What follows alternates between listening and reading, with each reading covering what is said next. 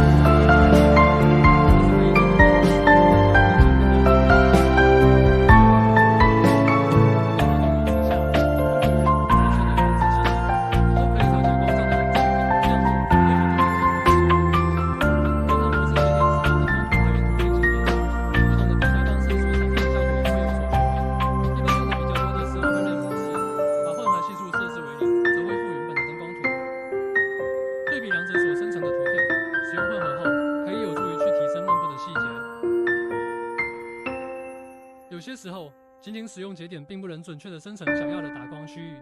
例如，这张图想突出花朵的部分，但是生成的形状所覆盖的区域超出了花朵本身，这时就需要手动去绘制灯光。在上传图片，点击鼠标右键，打开 Master 在需要打光的区域绘制模板灯光圈，然后需要在灯光模式节点选择模板模式。先快速预览下灯光图的效果，现在已经换成灯光模式模板形状，接下来直接生成图片看看效果。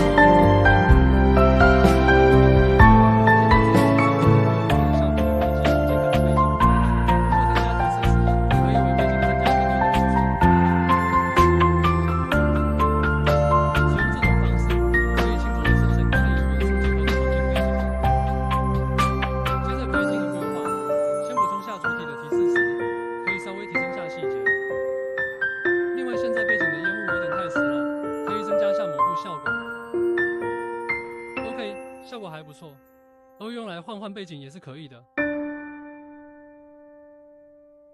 还有个问题就是重绘后人物面容会改变，而且面部较小时，出图效果也不好。因此工作流也增加了面部修复功能。